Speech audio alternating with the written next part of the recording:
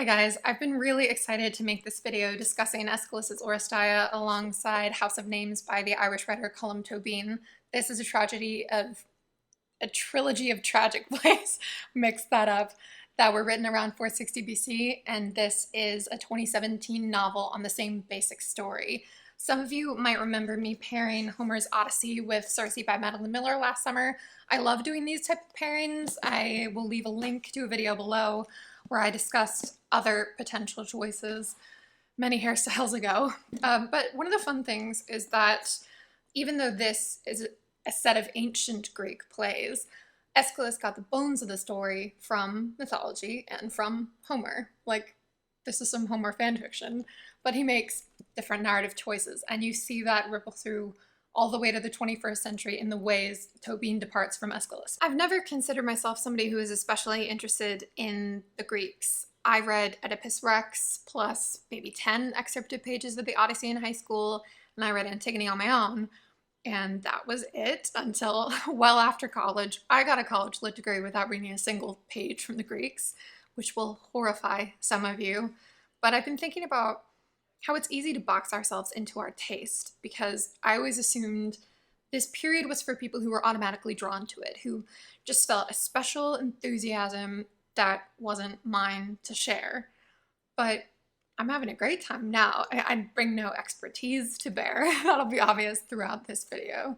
But these plays are wonderful, and it's a miracle that they still exist for us to enjoy, and they're meant to be enjoyed. Let's start with the Oresteia. The original audiences for these plays were supposed to know the basic story before seeing them, so I am going to go into plot details. The first play, Agamemnon, follows King Agamemnon's return home after years leading his men in the Trojan War. Now, a key flashback we get is that while setting sail for the war, the Greek fleet was stranded because there was no wind, and so on the advice of a seer, Agamemnon publicly sacrificed his older daughter Iphigenia, after which the winds turned in their favor and they went on their merry way to slaughter a city. And there's a part in the first play when the chorus of male elders remembers this sacrifice by focusing on the moment when Iphigenia was hoisted over the altar and gagged. The detail they light on is that she was trying to scream but couldn't. She couldn't scream the names of the men who were killing her. It's this really economical, horrific passage. And needless to say, Clytemnestra, Agamemnon's wife, has not forgotten this. She loathes Agamemnon, and fair. But her motivations aren't all straightforward and motherly. She's portrayed as a naturally ambitious and shifty and bloodthirsty individual. She completely steals the first play. This is a George Eliot situation where the title reference is the least interesting character. And while Agamemnon has been off fighting, she's taken a lover, Aeschylus, who has his own grudge against Agamemnon's family that I won't even go into, but it's cray. I was trying to explain it to my hairdresser the other week and I sounded demented. So let's just say that at this point it's been generations of bloodshed and backstabbing. The main thrust of Agamemnon begins with Clytemnestra welcoming her husband home. He's weary. His lovely wife prepares a bath for him, and that's where she slits his throat. Being human for a moment here, poor man. Like, if you can't relax in the bath, where can you? Although I guess technically he was relaxed until rigor mortis set in. Anyway, an interesting comparison here is that in the Odyssey, beyond the grave, Agamemnon, or I guess beyond the pyre, Agamemnon claims that Aeschylus dealt him the death blow, but Aeschylus knows who his star is. Clytemnestra is holding that knife, and actually Aeschylus is almost an afterthought. He's less sinister than blustery and pathetic in this betrayal. Put a pin in that for when we get back to Tóibín. Clytemnestra also kills a Trojan seer named Cassandra, who I won't talk about much in the interest of time, but in Greek mythology, she was cursed to see the future and never be believed when she relayed it. My roommate and I coincidentally both recently read the 2019 release The Heavens by Sandra Newman, where the main character is a Cassandra-like figure. And I love that going back to these foundational books adds dimensions to so many other things I read. After the murders, Clytemnestra and Aegisthus assume the throne, setting up the second play, The Libation Bearers, where Agamemnon and Clytemnestra's exiled son, Orestes, returns to his homeland to kill his mother and her lover to avenge his father. And also, in a way, his sister Electra, who's suffered under her mother's rule. And morally, this is where things get most tangled, because Clytemnestra, at least in part, was avenging Iphigenia, Aegisthus was avenging his brothers, and now Orestes has done the same for his father. But what should his punishment be? How does a cycle of violence and retribution end if anybody is to be left alive? What could non-destructive justice look like? And in this case, it's with the third play, the Eumenides, where Athena, Apollo, and the Furies create a court to judge Orestes, to decide the fate of his house. In the introduction to this edition, the translator Robert Fagles and W.B. Stamford say, "The Oresteia is our rite of passage from savagery to civilization." They also discuss the imagery of darkness to light that pervades the trilogy. There's this overarching question of what the purpose of all this horror and brutality could be. And the optimistic conclusion Aeschylus comes to is that it's in service of creating a better, more just world. Early in Agamemnon, the chorus of elders says, "Justice turns the balance scales, sees that we suffer, and we learn, and we will know the future when it comes."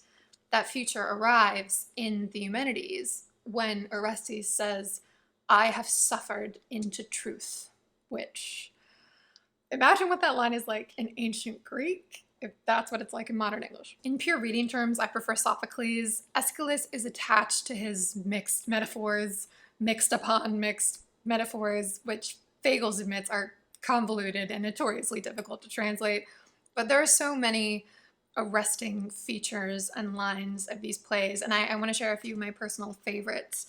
At one point, the elders remark, "Old men are children once again, a dream that sways and wavers into the hard light of day." Then, the moment before Agamemnon crosses the threshold of his home, Clytemnestra intones, "At last, the master moves among the shadows of his house, fulfilled," which is majestic, obviously, but also she intends him to move among the shadows soon, and to fulfill his debt. Soon after, the chorus says that the green bounty of the gods is endless, but a man's lifeblood is dark and mortal. Once it wets the earth, what song can sing it back? And you hear that alliteration that Fagles includes where he can to give English readers an idea of the original rich sounds of this playwright. And then possibly my favorite moment comes in The Libation Bearers. Electra is praying at her father's grave when she's suddenly reunited with her brother, but she doesn't recognize him at first, which is a common Greek device. Here, Electra doesn't fully believe him when he claims he's Orestes, so she accuses him of laughing at her pain, to which he responds, "Your pain is mine. If I laugh at yours, I only laugh at mine." I'm just so moved by that line, "Your pain is mine." It's just one of the most essential ways to express your love for somebody. So it was really interesting to turn to a novelistic adaptation of this story. Tóibín uses three narrators, Clytemnestra, Orestes, and Electra, with the women speaking in this commanding first person, and Orestes' parts in this far more removed third person. And I got so much more out of comparing these than I would have reading them in isolation, because A, plot details stood out. For example, the Clytemnestra-Aegisthus dynamic is completely different in here. And B, I couldn't stop thinking about their forms. What does it mean for the Oresteia to be plays with an ancient Greek sensibility, and then for that same story to be told in the major form of our day? Aeschylus' characters are thrumming with the agonies and ecstasies of life, mostly the agonies, and it's not just because of the time period. I read Sophocles' play Electra right after this pairing, and it feels weird to say this about the man who wrote Antigone, but his Electra has really tepid characterizations. They don't have anywhere near the depth or glory of what Aeschylus creates. There's just something about Greek tragedies, about the way they make me feel, that's hard to convey.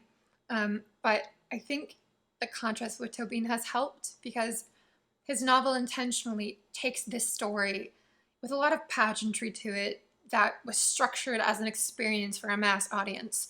And it tells it in a way that's quiet, considered, intimate, like these characters are whispering in your ear one-on-one. And it's not that I prefer one form or the other, but there's something so full-throated about the Oresteia that transplanted into a novel would just feel gaudy. It's like we're all wearing the emotional equivalent of corsets, and contemporary art can loosen the stays, but the Greeks just rip them off, and what you're permitted to feel almost expands from under you. Susan Sontag has an essay called The Death of Tragedy, discussing the idea that there are almost no true tragic plays in the Western canon because pure tragedy, in theory, can only exist without self-consciousness. She says, the principal plays of Shakespeare are plays about self-consciousness, about characters not acting so much as dramatizing themselves in roles. Achilles and Oedipus do not see themselves as, but are, hero and king. But Hamlet and Henry the Fifth,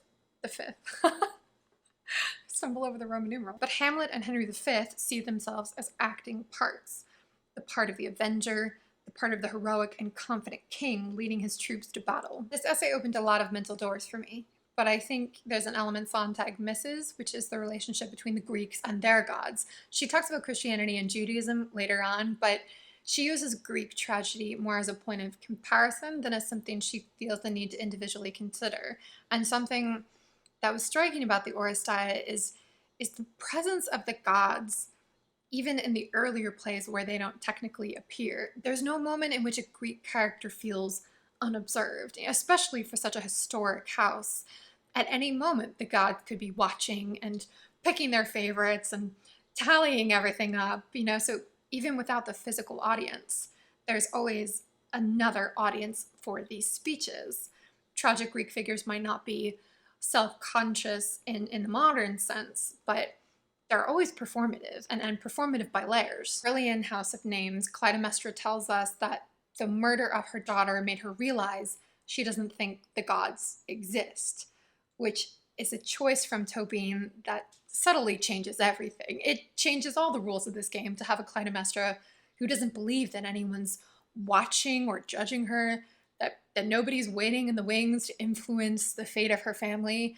She's alone in a world where no one else feels alone. I mean, it's scary and weirdly exciting for the reader. I'm of two minds about Tóibín's Clytemnestra. There's this idea that a woman will automatically be more multifaceted in a modern retelling than an original classic. And yeah, that's true of a lot of retellings, but women like Circe and Clytemnestra are already really complicated in the originals. Homer and Aeschylus are slippery. There are so many shades to their storytelling. So what can end up happening in a retelling is that an author thinks they're making a Greek character more nuanced, when really their project is to make her more sympathetic. I've talked before about how I really liked Circe, and I do think Miller gives her layers, but there's enough of a flattening out of her flaws and motivations that I'm much more curious about Homer's Circe. I think back to her more, which, as a young feminist reading these books, is the opposite takeaway of what you're supposed to have. I mean, I know that, but sue me. In House of Names, there are ways in which Clytemnestra's character is made distinctly more sympathetic, and part of me thought it was a slight flattening out of this woman to make her less villainous. But another part of me questioned her first-person narration. It would be such a Clytemnestra move to frame everything to make you feel sorry for her. So in either case, it was still special to have the feeling that this larger-than-life character was speaking directly to me. Tóibín's writing is deliberate and atmospheric and intimate, like I said before, and it's a version of Clytemnestra that considers she might have made mistakes. She doesn't regret what you might assume she does, but she has moments of doubt that Tóibín doesn't milk. He leaves them be. But maybe the most impressive element of House of Names is Arrestees. It's not a long book, but Tóibín plays the long game with it. He embraces the way a novel allows for a steady buildup of impressions.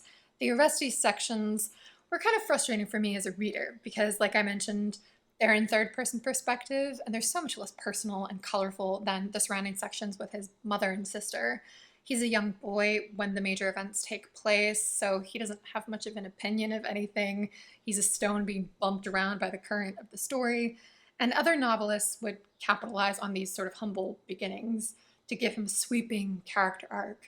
But Tóibín goes for the world's quietest crescendo. In his passivity and innocence, Orestes ends up as a commentary on masculinity and manipulation and love, on what we expect from storytelling, and most of all on what we expect from our heroes, both in the moment they're heroic and afterwards. Aeschylus' Orestes is brave and righteous and favored by the gods. You can safely anticipate his actions and a lot of his speeches. You understand how the other characters view him, but Tóibín makes the most boring character the most interesting over time, the one the reader keeps mulling over. I mean, I think it's brilliant, and it flies in the face of how most other novelists would frame this figure. So those are some of my thoughts on this pairing. I could go on, but I won't subject you to that. As you can probably tell, I would comfortably recommend both these books, and I'd love to make more videos like this, comparing a classic and a contemporary work. So tell me if you'd be interested in that. Thank you for watching, and I'll see you soon-ish for another video.